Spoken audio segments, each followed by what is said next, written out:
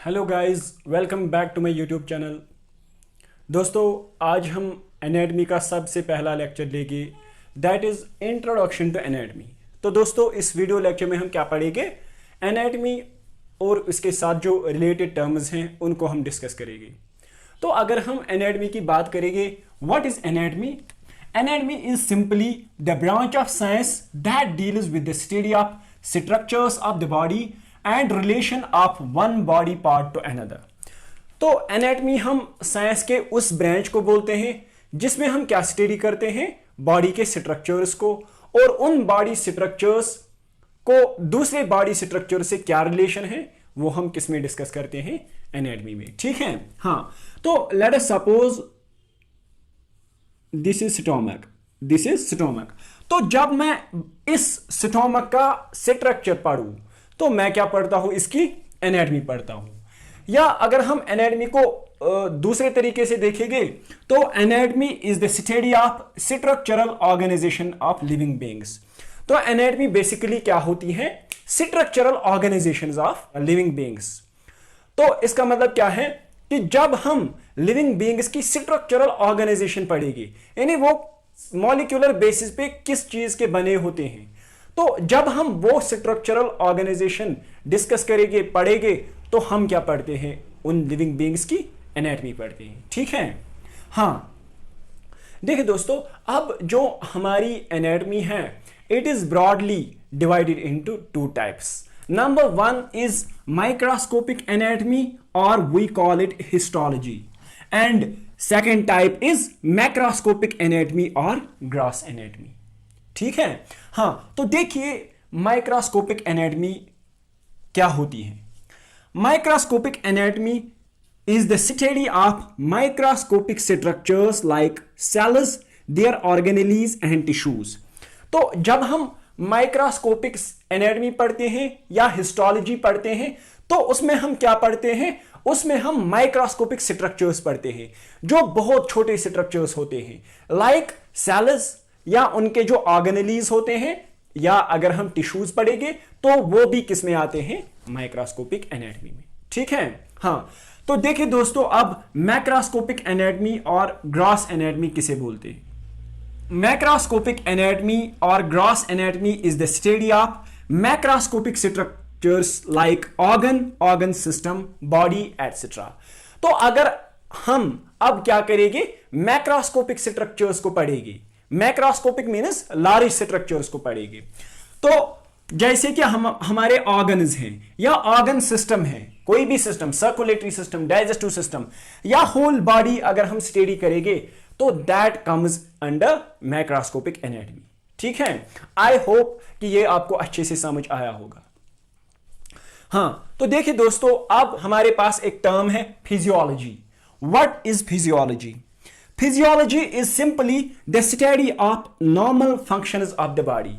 जब हम human body के स्ट्रक्चर्स की नॉर्मल फंक्शनिंग पढ़ेंगे तो वो हम अलग से एक ब्रांच में पढ़ सकते हैं। तो उस ब्रांच को जिसमें हम क्या करते हैं? Normal functions of the human body पढ़ते हैं, उस ब्रांच को हम कहते हैं फिजियोलॉजी। देखिए दोस्तों, अभी हम स्टोमक की एग्जांपल लेंगे।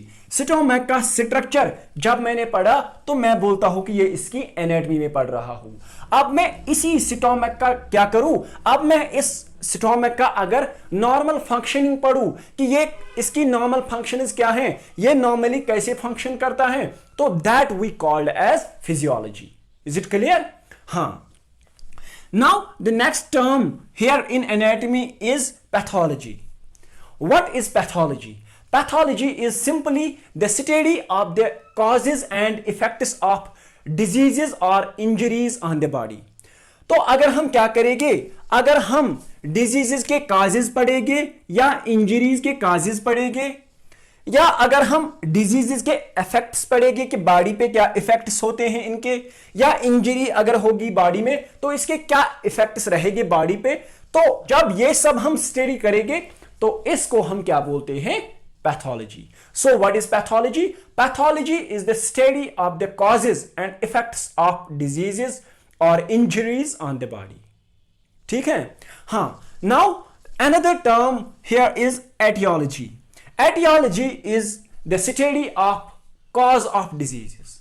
हाँ, तो अब आप सोच रहे होंगे कि पैथोलॉजी और एटियोलॉजी में क्या फर्क है, क्या डिफरेंस है।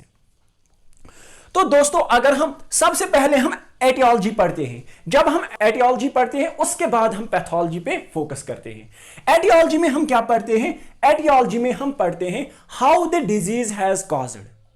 ठीक है, फॉर एग्जाम्पल मैं दूंगा आपको कि किसी पेशेंट का एज्मा होता है, किसी पेशेंट का एज्मा होता है। हाँ, तो ये एज्मा उसको कैसे कॉज हो सकता है, कैसे हो सकता है उसको ये एज्मा?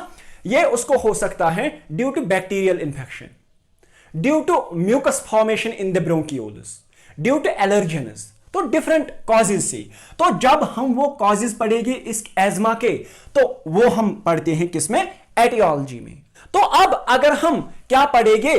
अगर अब हम पढ़ेंगे कि इस एज्मा में ब्रोंकियोल्स इन्फ्लेमेट कैसे हुए, तो that we call as pathology.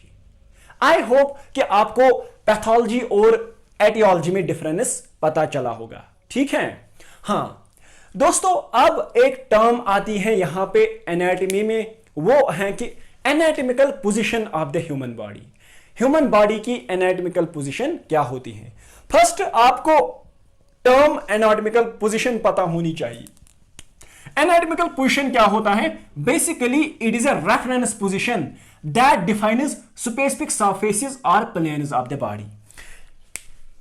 Anatomic position body की क्या होती है? बेसिकली ये एक रेफरेंस पोजीशन होती है जो क्या डिफाइन करता है? जो स्पेसिफिक स्ट्रक्चर्स को डिफाइन करता है या बॉडी के स्पेसिफिक प्लेन्स को डिफाइन करता है।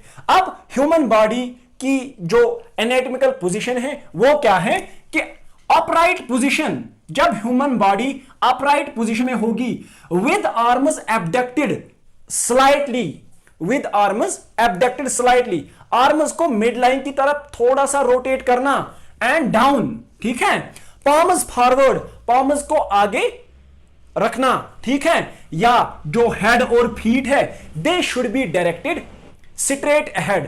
तो this is the anatomical position of the body. तो आपको मैं यहां पे एक डायग्राम दिखाऊंगा, तो इसको इससे आपको अच्छे से समझ आएगा। देखिए दोस्तों वीडियो पे डायग्राम। आई होप कि आपको ये अच्छे से समझ आया होगा।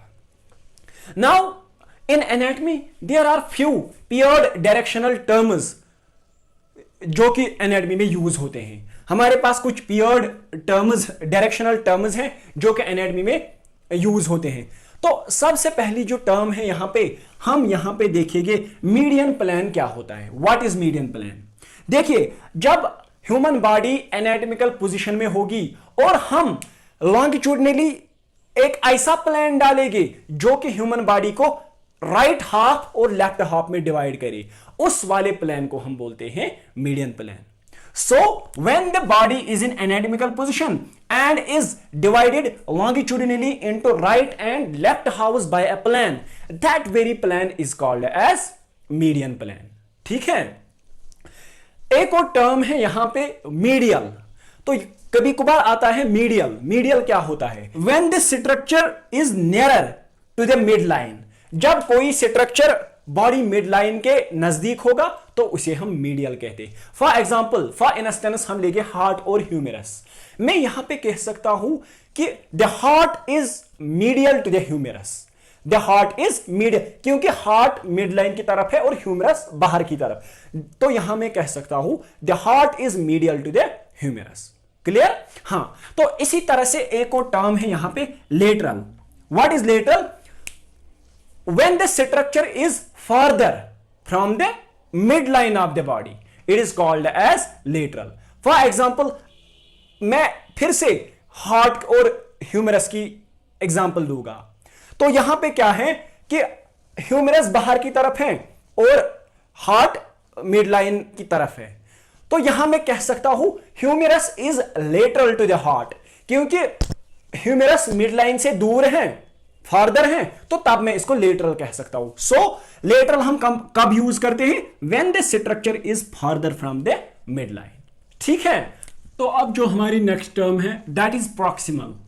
when the structure is nearer to the point of attachment of limb or organ of the body part it is called as proximal। अगर कोई स्ट्रक्चर लिम्ब के पॉइंट ऑफ अटैचमेंट, जहां पे लिम्ब का पॉइंट ऑफ अटैचमेंट होगा या जहां से वो बॉडी पार्ट ओरिजिनेट हुआ होगा, अगर कोई पार्ट उसके नजदीक होगा तो that is called as proximal. अगर उसी पॉइंट ऑफ अटैचमेंट या origin of the body part के दूर होगा, कोई पार्ट फार्दर होगा, तो that is called as distal. That is called as distal. मैं एग्जांपल से समझाऊंगा। फॉर एग्जांपल फीमर, फीमर जो है, femur is proximal to fibula. अगर हम फीमर और फिब्यूला को लेंगे तो जो फीमर है, फीमर पॉइंट ऑफ अटैचमेंट के नजदीक है, तो हम बोल सकते हैं कि the femur is proximal to fibula. Is it clear? हां। तो इसी तरह से अब अगर हम क्या लेंगे, डिस्टल। डिस्टल क्या होता है? Farther from point of attachment. मान लेते हैं कि ये पॉइंट ऑफ अटैचमेंट है, तो जो फिब्यूला है वो पॉइंट ऑफ अटैचमेंट से दूर है, तो हम बोल सकते हैं the fibula is distal to femur. The fibula is distal to femur. I hope कि ये दो टर्म्स भी आपको क्लियर हुई होगी। अब हमारे पास एक और टर्म है वेंट्रल, और you call it as anterior. हां, तो when any structure is nearer to the front of the body, अगर कोई structure front of the body के नजदीक होगा, इसे हम बोलते हैं एंटीरियर।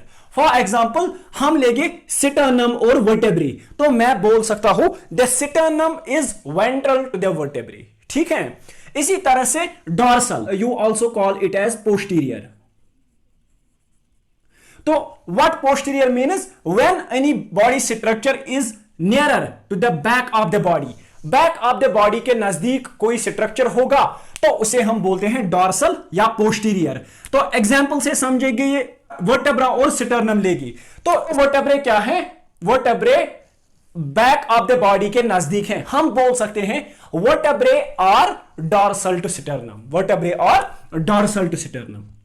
हां, तो ये था वेंट्रल और डॉर्सल। इसी तरह से एक और टर्म है सुपीरियर। जब कोई बॉडी पार्ट हेड के नजदीक होगा तो उसे हम बोलते हैं सुपीरियर, और जब कोई बॉडी पार्ट हेड से दूर होगा, फार्दर होगा, तो उसे हम बोलते हैं इंफीरियर। फॉर एग्जांपल मैं बोल सकता हूं the skull is superior to scapulae. The skull is superior to scapulae, or I can say the scapulae are inferior to skull। ये नीचे है ना इसके हेड के, तो मैं कह सकता हूं the scapulae are inferior to the skull। I hope कि आज का जो ये लेक्चर था, बेसिक लेक्चर था, तो आपको अच्छे से समझ आया होगा। कोई क्वेरी होगी, डाउट होगी तो कमेंट सेक्शन में लिख दीजिए।